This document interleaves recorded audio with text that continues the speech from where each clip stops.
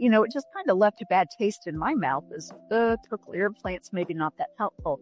But then as I've watched them evolve through the years and seen what they are able to do for some of our students, if they're programmed correctly, if they're going well, it's not just a plug it in, do the surgery, plug it in, and you're ready to go. There's a lot of work behind it. But when the work is put into it, I'm seeing really great access capabilities for many of our students. Hello, everybody, and welcome to the Brighter Together podcast. My name is Janet Courtney, and my special guest today is Susie Tiggs. And Susie is the Director of Education at the Maine Educational Center for the Deaf and Hard of Hearing in the state of Maine, and she is in Falmouth, Maine. Susie, thank you so much for being here. Well, thank you for inviting me. I appreciate it. So, Susie, tell us a little bit about what your role is and what's going on in the state of Maine. Right.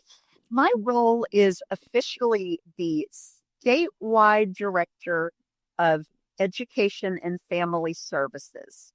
And the Maine Educational Center for the Deaf and Hard of Hearing provides services to students who are deaf or hard of hearing throughout the entire state of Maine. We have a little over 600 students. Some we serve in the home if they're birth to 3. We may serve in their district, or we do have a few students who actually come to a centralized program hosted within a local school district.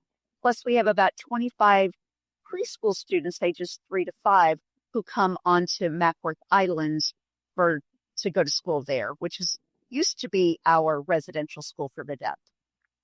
So you've gotten away from the students all coming to live at one location, and the local districts now are handling it, education. Yes. Probably about 20 years ago, the students started moving back towards their own district. When you think of highly qualified teachers and you think of all the different levels of math, English, science, social studies, all the electives, the career technology, there wasn't any way that we were able to provide all of those options to students. And so it made sense for them to go either back to their home school or to come to a centralized program to be able to receive those type of access to services. Gotcha.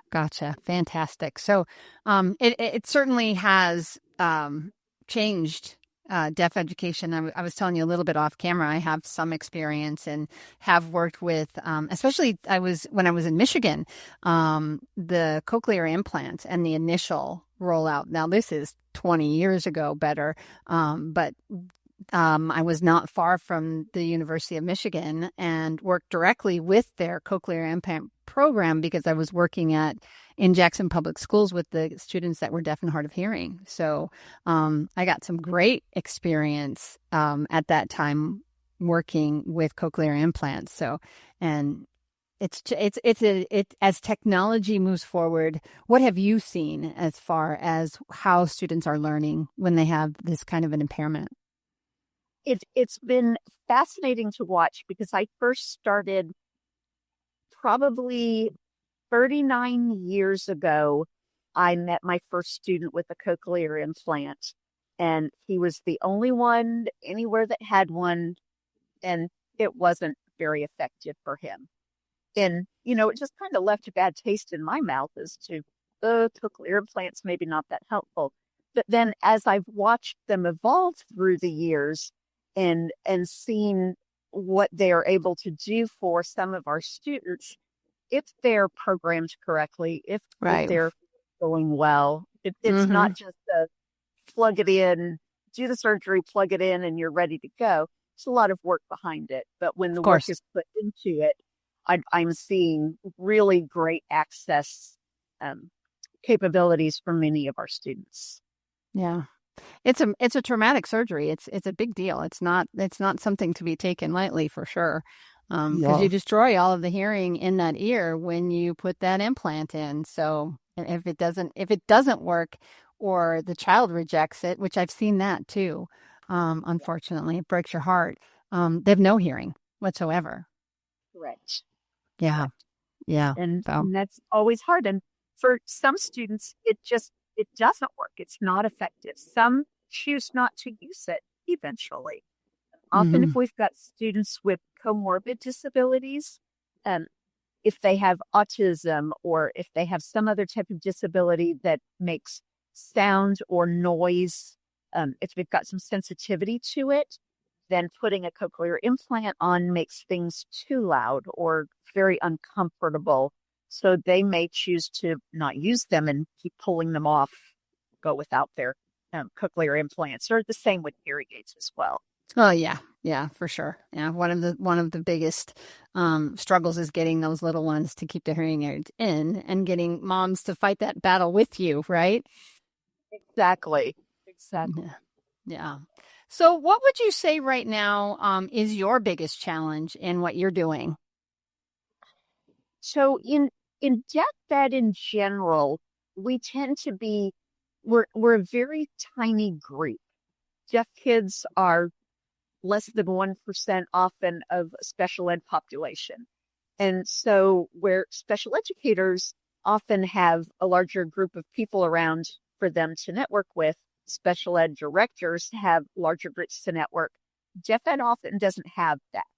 So I am the director of the program in Maine.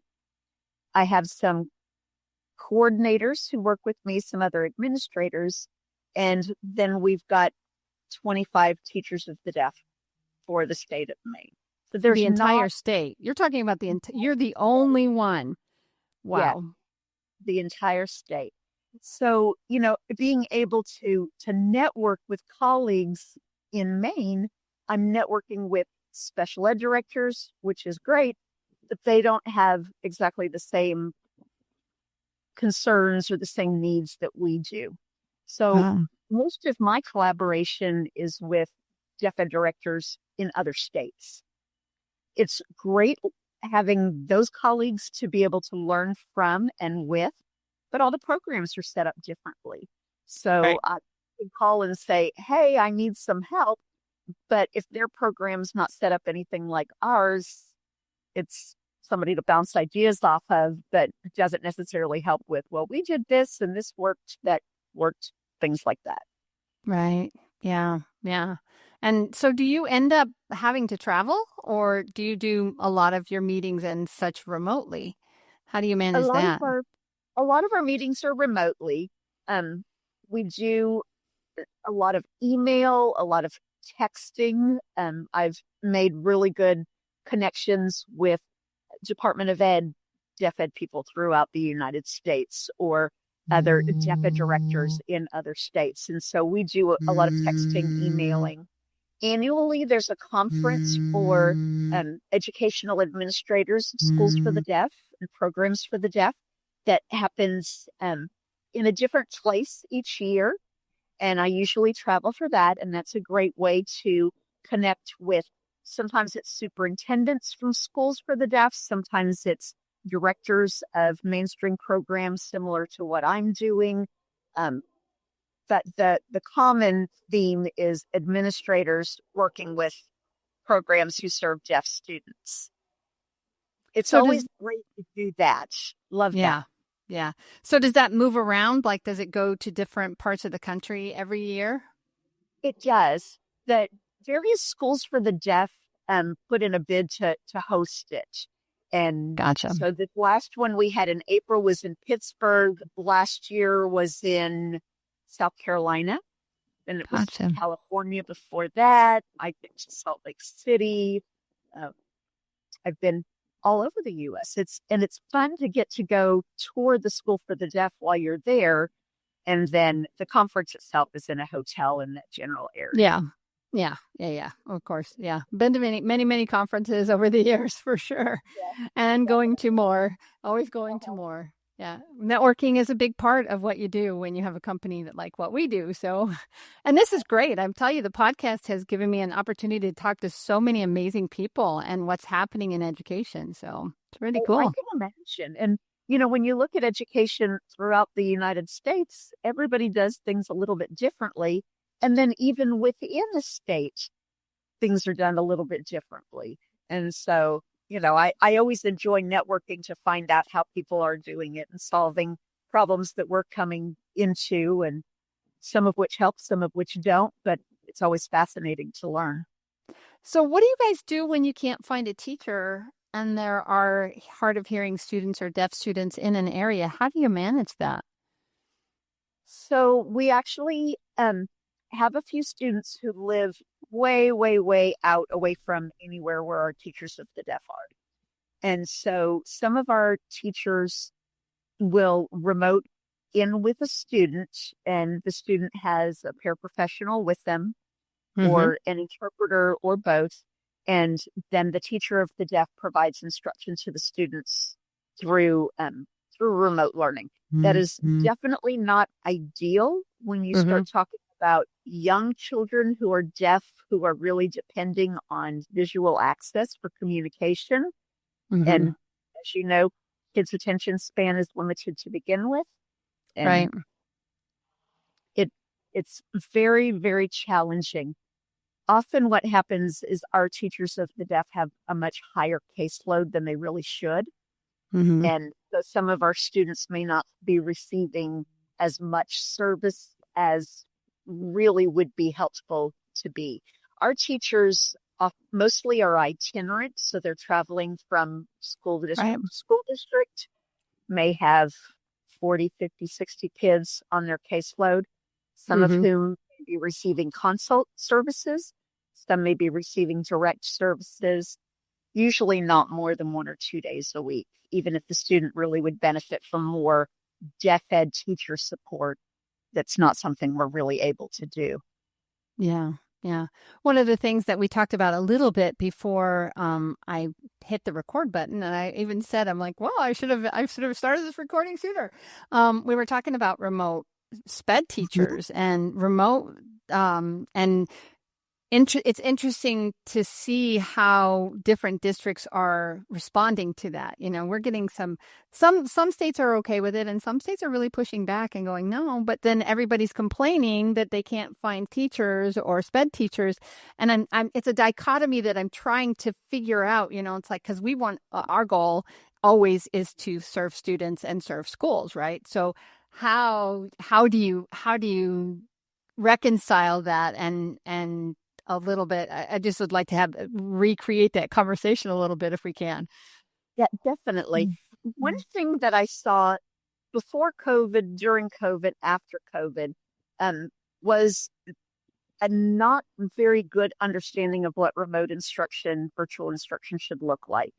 Mm-hmm. We would see some virtual instruction happen before COVID just because some of our students are so far out. And we've got families with children birth to 3 who are receiving services, and some of those would happen virtually. The ones that were very successful were the ones that there was somebody else on the other end helping Yeah. to facilitate that. And really, it was more that the educator on our side of the camera was coaching someone else on the other side of the camera Right. on working with that student.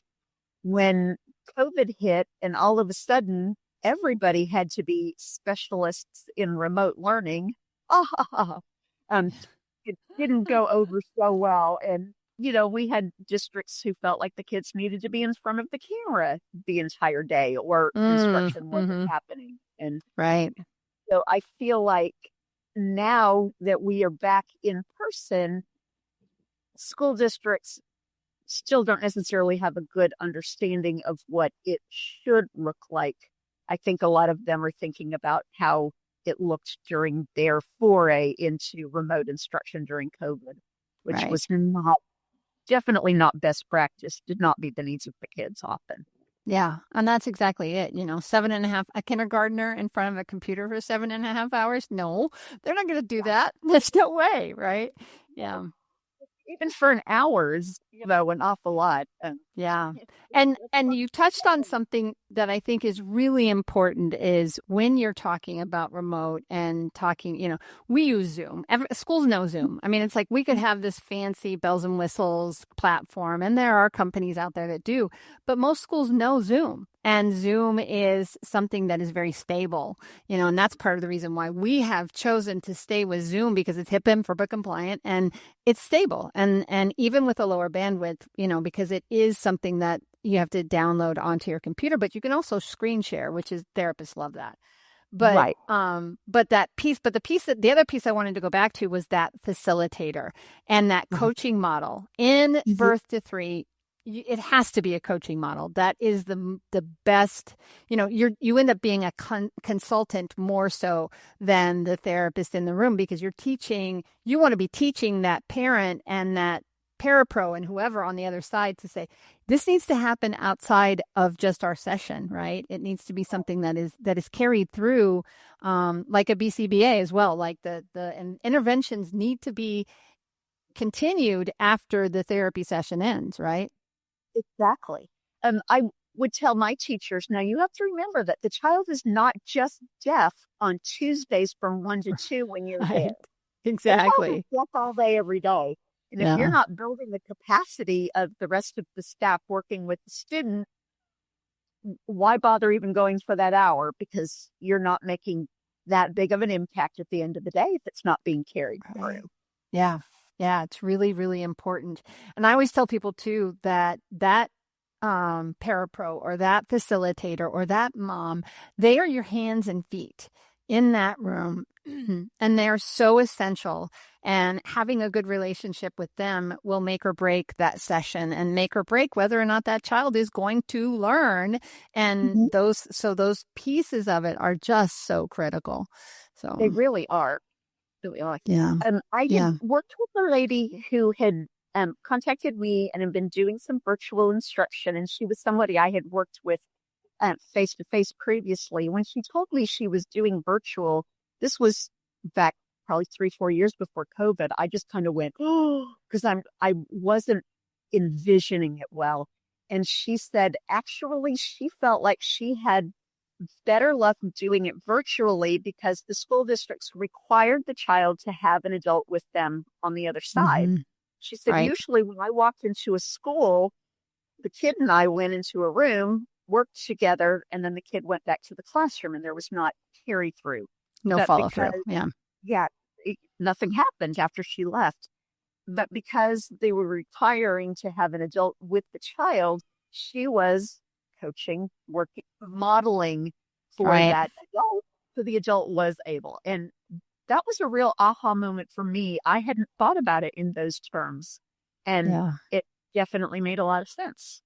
Yeah. And it's the same. It's just one of those things where you really have to train the trainer, and then they can go and train others and help others so that it's carried over instead of just in a box isolation. Yeah, So it's yeah, great. definitely.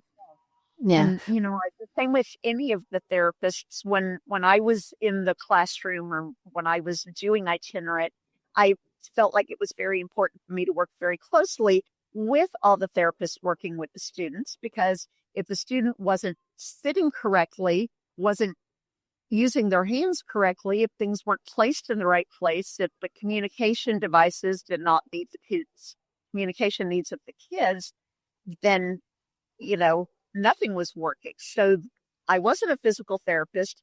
I needed to know how that child was sitting. I'm not a speech therapist. I needed to know how the child was communicating. And that team thing was essential. Yeah.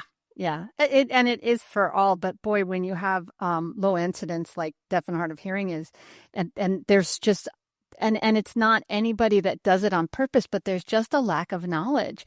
And when you have that lack of knowledge, it Yeah. matters, And right? everybody's busy. You want me to Yeah. collaborate with how many people and what? And I told my teachers I would just assume them not see kids for a week and go meet with the therapists and collaborate. And because I feel like missing one session with the kid to work with the other therapists is going to make their sessions that they have in the future so much more powerful and so much more meaningful that Hmm. they need to make that a priority. They need to take the time.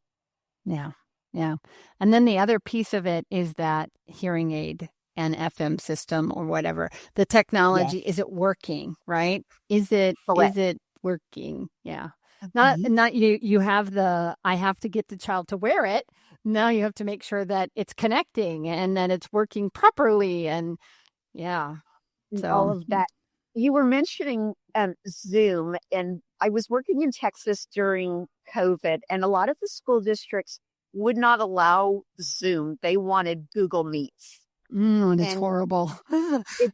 when you start looking at thinking that you need the teacher and the interpreter on the screen, plus the classmates, plus whatever PowerPoint is going on there. Hmm. And the kids had Chromebooks. So they Mm. brought home this 9-inch screen with Yeah. the interpreter, the teacher, the classmates, the PowerPoint, the everything. And it did not go well, needless to say.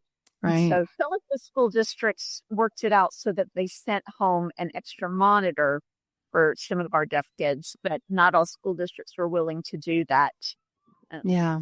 Yeah. It's just it's one of, and you just do the best with what you can sometimes. I know that is part of it. It's always breaks my heart when you know a child isn't going to get what they need, but you do the best that you can with what you have, you know. And yes, that's in those situations as a professional, I was always exactly, let's get the parent involved. Let's make sure that whatever we're doing is the best with what we have, you know, rather than throwing my hands up because I know it gets frustrating for therapists and for teachers when they can't right. get what they need. Yeah. Well, and I So, think part of that comes back to if it's that difficult for the student to access, was that really the best practice in how the lesson was provided to begin with? yeah, Would that have very been true. better with smaller groups or Mm-hmm. done in individual short sessions instead of 55 minutes with 5,000 things crowded on that screen? Right. Yeah. Yeah, for sure. I was always a fan of the smart boards. You know, they get this great big boards, and then my face is huge on the wall for them. And I've done classrooms, small class, you know, self-contained classrooms that way, and that was always fun. They was like, "Your face is so big." Oh, yes, it is. Hi. Yeah. That's because So I can see you better. that's right. That's right. So fun, super fun. You know, one of the things that when I started Lighthouse, I was our first SLP. You know, I was Okay. starting my own business. So I hired myself. And then as we grew, I had to step away from therapy. And that was the hardest thing for me as a business owner and an entrepreneur and a leader to go, I need to let somebody else do this because I cannot be the CEO and an SLP at the same time. I tried for a little while when we were short a therapist, and I didn't feel like I was effective anywhere. I wasn't effective as a therapist. I wasn't effective as a CEO. And it was like, okay, and I'm a Christian, and I was like, oh God, I have to give this up, don't I? And he was like, yeah, you really do, Oh, because now you're going to serve 2,500 kids instead of 55. So that's a difference. Yeah, exactly. And when I yeah. started as an administrator, I moved from a classroom to an educational consultant position. And it's like, Hmm. kids, I'm not going to be seeing kids. And probably my Right. first whole year in that position, I would call some of my friends and say, I think you need some technical assistance next week because I think that I need a kid fix. And so There I you would go go. out and get to go play with kids for a little bit. And Yeah, it got yeah. a little easier as things left. But definitely, what's the impact I can make here? What's the impact? And uh, I'm I'm an educator through and through. I would rather Hmm. educate staff to be able to educate kids, build the capacity of everybody.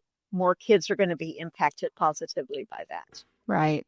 Absolutely, 1,000%. And that's a mindset as a leader you have to take. And that is, I'm sure I'm not the only one who struggles with that. You aren't the only one who struggled with that. It is definitely when you step out of the classroom and step into leadership, it is a transition. And so many people, so, you know, for those people that are listening and you're making that choice, it's a good choice when you're making it because you still are having an impact. Mhm. You're still serving, you're still doing something that is going to make life better for the children that are in your sphere. So, Welcome. definitely. Yeah. And you're always kids to go play with periodically. So maybe Mm-hmm. I'm not the therapist or the primary teacher, but I can Mm-hmm. go and play, coach, be there, support, Right. and get my kid fix. Yeah. I keep telling people I'm waiting for grandkids. I want grandbabies and my kids are all in their 20s and they're not that none of them are ready. But I am. I'm ready to be a Yeah, grandma. my kids are all fun. My son just turned 30 and my daughter's 28. I've got grandkiddies Oh, that grandkitties. Yeah, I have grandpuppies and grandkitties too. Yeah, but no grandbabies. I want grandbabies. some people Okay, one hold. last question. Oh, go ahead. I'm sorry. Nope, that's okay. Go ahead. No, I was just going to say one last question. I try to ask all of my podcast guests, and I'm going to preface it with you can't use money. Money, everybody needs more money. I get that. But if you could miraculously solve one challenge in your sphere and what's going on in your world, what would you want to solve? If you could just make it go away and fix it, what would it be? The time for collaboration, Ah, you know, money, time, those are the things that never seem to be enough. But mm-hmm.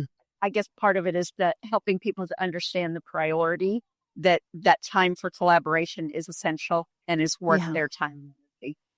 Yeah, it is worth the time to do it. Yeah, because the knowledge that you have is going to be passed on during that time, and we don't always realize how much knowledge we have, do we? Exactly. But we Yeah. don't hold all of the knowledge. So No. Oh no, for sure, for sure. that's Oh where gosh. I've got a lot to share, and other people have things to share with me, and Mm-hmm. why we Mm-hmm. need to be playing well together and taking that time to do that. Right. 1000%. I agree. Yeah. If you're not continuing to be open to learning, you're going backwards. You need to go forward. We need to move forward. So, well, Definitely. Susie, an incredible conversation. Really, thank you so much for your time. Where should people go if they want to learn more about you and what's going on in Maine? Well, our website is mecdhh.org. That's the Maine Educational Center for the Deaf and Hard of Hearing. And pretty much if anybody just Googles Deaf Ed Maine, it's going to come up with Great. MECDHH. Perfect. Perfect. Well, thank you for your time. And I love the background. I know you're outside, but it's beautiful. It looks absolutely gorgeous where you are. So, I'm a little jealous. I want to be there. I love Maine. Maine is a beautiful state. Absolutely gorgeous Oh, state. it Yeah. definitely is. And everything's green. And, I'm almost kind of feeling like I needed a jacket on because it's Getting a little just a little chilly, breezy, a little breezy. but it's Yeah. gorgeous. It's gorgeous. So, Well, Janet, well, thank you for having me today. I've yes. enjoyed it. Yes, thank you. And thank you for being on the Brighter Together podcast because we really are brighter together. Definitely so.